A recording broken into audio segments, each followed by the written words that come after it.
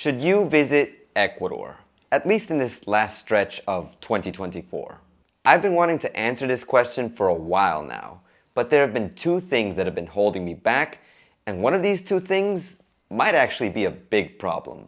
But we'll talk about these things at the end of the video. Now, while I will give you a definitive answer by the end of this video, there are a few things we have to look at first in order to understand my answer. To start with, we have to go as far back as 2023, and we could go back even further to understand the problem as a whole, but that would take forever. So let's just go back to 2023, when Guillermo Lasso, former president of Ecuador, enacted Muerte Cruzada, or mutual death. This is important because Congress was dissolved and we caught our first glimpse of violent crime in the form of the unlifing of presidential candidate Fernando Villavicencio, which truly did foreshadow what most of 2024 was going to be like. And as proof of that, as soon as 2024 started, we had the invasion by gangs of a news station here in Ecuador, which made international news. This sparked violence around the whole country. And while not every city was affected, it did cause a ton of concern for people living here. But moving forward, another thing that had people concerned was the situation with El Nino, which started in 2023 but persisted into 2024 and was gradually getting worse. And what made the situation even worse was that most Latin American countries were undergoing a sort of drought, which made it so that Ecuador had problems with energy. Although if you've been on this channel long enough, you probably already know that it's not just because of the drought that we had an energy crisis, but because of other things. Certain sabotage things. But anyways, due to that, we were having planned blackouts, which were scheduled blackouts in order to save energy. Luckily, at this point of the year, specifically August 9th, there aren't planned blackouts, at least that I know of, but what we do still see is the increased crime. Unlifing attempts, continued extortion in the form of what is known here as vacunas, and even kidnappings are still things that you hear on almost a daily basis. With of course the exception of that one person living in that one city where they haven't seen or heard anything happening, which, good on you for that. But anyways, in order to combat crime, there is now military presence out on the streets, and in order to maintain this military presence, the president had to raise the IVA, or VAT, from 12% to 15%. Now, while this doesn't affect all goods, it does affect most, if not all, people living here, since most, if not all, people purchase something that is on the list of things that have had the VAT increase. But aside from affecting our wallets, we haven't really seen that this VAT increase has actually done something to halt crime. In the same way that the reason that the military is out on the streets is the state of emergencies, which there's been an increase of as well, yet they haven't exactly solved anything, at least from the perspective of most people living here.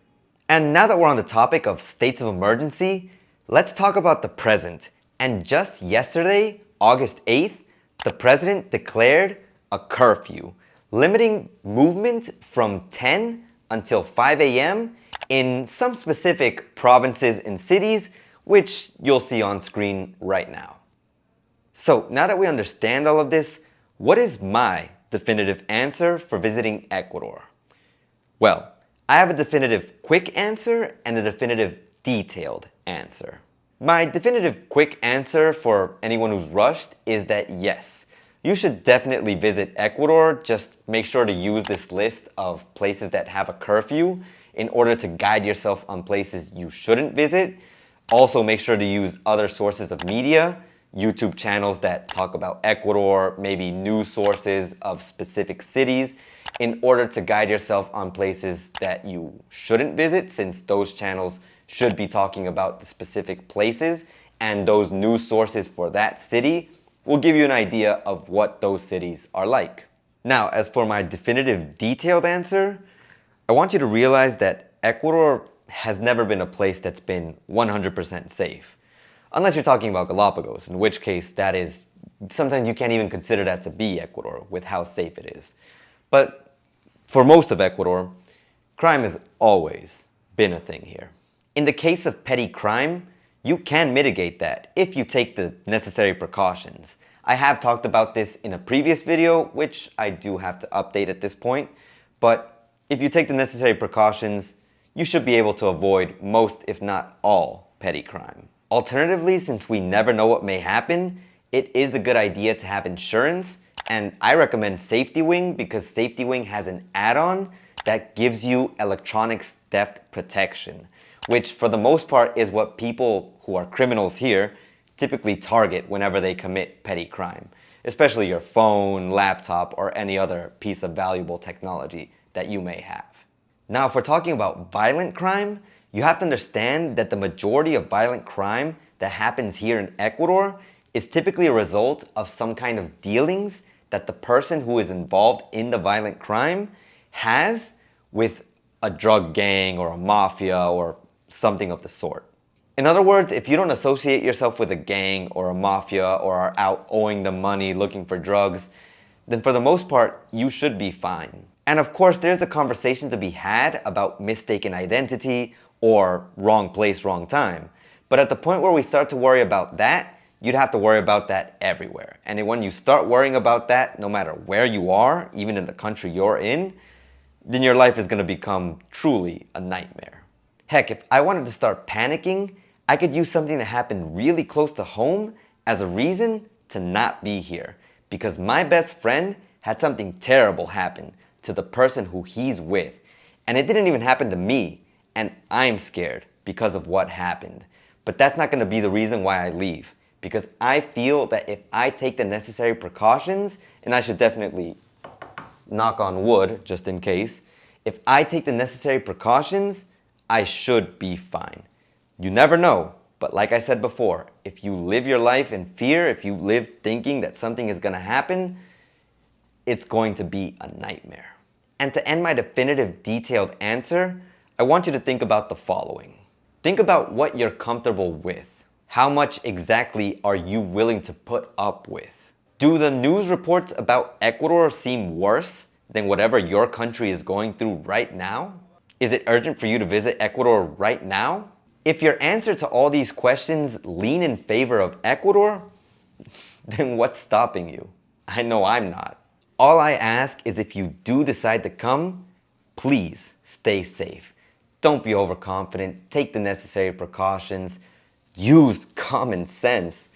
Don't try to do the things that you would do in your country over here because sometimes that could put you at risk. I know that there's a lot of people who want to visit, and if this just isn't the best time for you, don't force yourself to come. And it feels bad to mention that last part because, like I mentioned at the beginning of the video, one of the reasons why I've been limiting myself to talk about whether you should or shouldn't visit Ecuador is because of tourism. It's the situation with tourism. There's even an article talking about how tourism has kind of plummeted and tour guides wanting something to be done about the safety situation without necessarily mentioning that the country's in some kind of internal war. And this goes hand in hand with the other reason, which my good buddy Don Shader mentioned it best himself, damned if I do or damned if I don't. Because if I don't talk about the situation, the bad parts of what's happening in Ecuador, there's going to be people who maybe haven't heard about it and they come here and they've only seen the positive things and something terrible could happen to them. And that's the last thing I would ever want for anyone. And then there's going to be the other side, which is going to be the people who are going to be upset because I talked about the bad things, which means that that could hurt tourism, it's going to hurt their business. It's typically selfish reasons why people don't want you to talk about these bad things. And of course, there's going to be someone who says, but wait, didn't you say your definitive answer is to visit? Yes, but I made sure to tell you to visit as long as you take the necessary precautions, and I gave you detailed information about what the situation is like, so you can make an informed decision, not a false decision based on some kind of dream that they're selling you when you come to the country.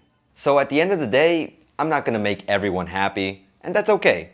But I will leave you with these two final thoughts. The first, I'm about as neutral as a neutral person can get.